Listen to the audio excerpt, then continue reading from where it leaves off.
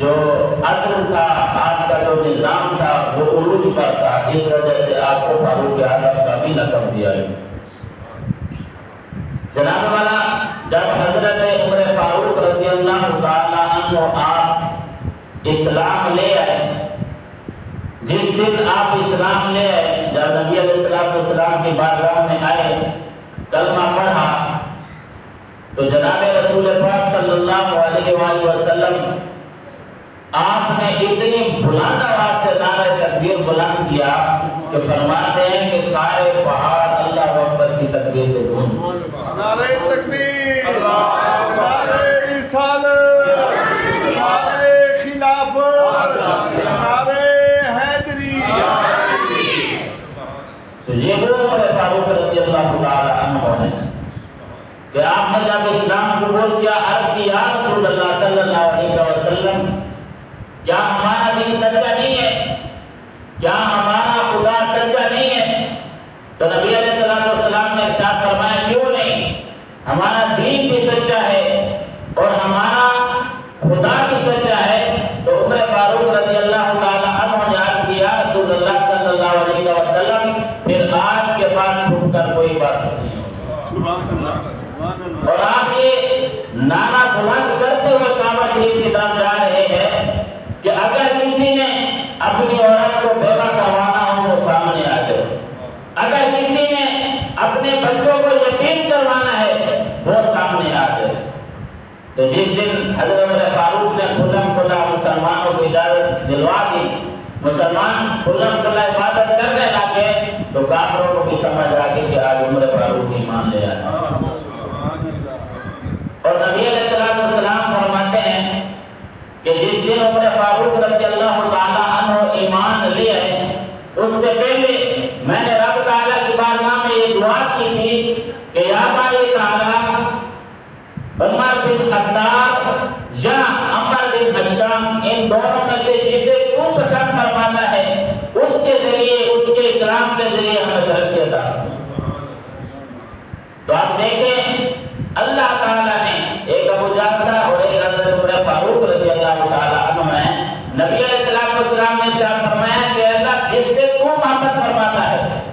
تو یہ بھی ایک دلیل ہوگی کہ حضرت عمر فاروق رضی اللہ تعالیٰ عنہ سے اللہ تعالیٰ محبت فرماتا تھا، اس وجہ سے وہ ایمان لے۔ جناب والا، حضرت عمر فاروق رضی اللہ تعالیٰ عنہ آپ کی اب دو واقعے سنا کر اجازت چاہوں گا۔ آپ کی اہل بیت سے محبت دیکھی کہ ایک دفعہ مدائن جب فتح ہوا، مال غنیمت مدینہ شریف میں پہنچا، حضرت عمر فاروق رضی اللہ تعالی عنہ آپ نے فرمایا کہ مال غنیمت کے دسترخوان بچھا دیے گئے۔ جب سارا مال غنیمت میدان میں سجا دیا گیا تو سب سے پہلے حصہ لینے والے امام حسن ہیں، اور فرمایا کہ اے امیر المؤمنین، ہمیں جو غنیمت کا حصہ ہمارے حصے میں آپ ہمیں وہ عطا فرما دیجئے۔ آپ نے فرمایا مرحبا، آپ کے لیے بہت عزتیں ہیں۔ تو آپ نے حکم دیا کہ 1000 دینار امام حسن آپ کو دیا جائے۔ اس کے بعد امام حسین علیہ السلام آپ تشریف لائے، آپ نے بھی یہی فرمایا امیر المؤمنین، ہمیں جو ہمارا حصہ ہے مال غنیمت میں وہ عطا فرمائیے۔ آپ نے فرمایا مرحبا، آپ کے لیے بہت عزتیں ہیں۔ آپ نے ان کے لیے بھی 1000 دینار کا اعلان فرمایا۔ تیسرے نمبر پر آپ کے بیٹے عبداللہ بن عمر آپ آتے ہیں، آپ بھی کہتے ہیں کہ امیر المؤمنین، آپ ہمیں بھی جو ہمارا حصہ بنتا ہے عطا فرمائیے۔ تو آپ نے فرمایا مرحبا، آپ کے لیے بھی عزتیں ہیں۔ تو آپ نے اپنے بیٹے حضرت عبداللہ بن عمر کے لیے 500 دینار دینا فرمایا۔ جب آپ کے بیٹے نے یہ بات سنی، عرض کیا امیر المؤمنین، اے ابا جان، حضرت امام حسن امام حسین علیہ السلام کے لیے آپ نے 1000 دینار مقرر فرمایا، جبکہ میرے لیے 500، اس میں وجہ کیا ہے؟ آپ نے ہمیں 1000 دینار کیوں نہیں دیا؟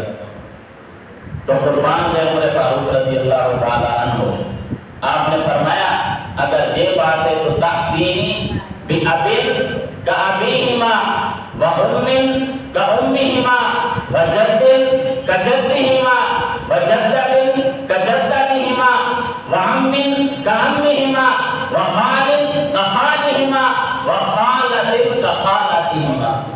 حضرت عمر فاروق رضی اللہ تعالیٰ عنہ نے فرمایا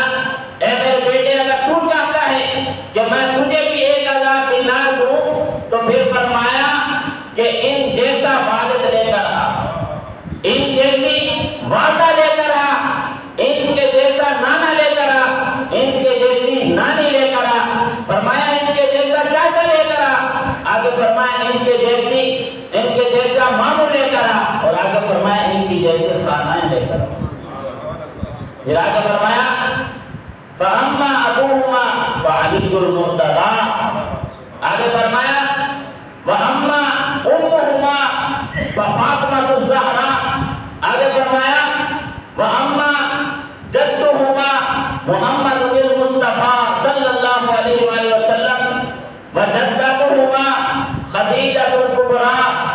وَأَمُّهُمَا جعفر ابن ابی طالب رضی اللہ تعالی عنہ، آگے فرمایا وخالهما ابراہیم ابن محمد رسول اللہ صلی اللہ علیہ وآلہ وسلم، آگے فرمایا وخالتهما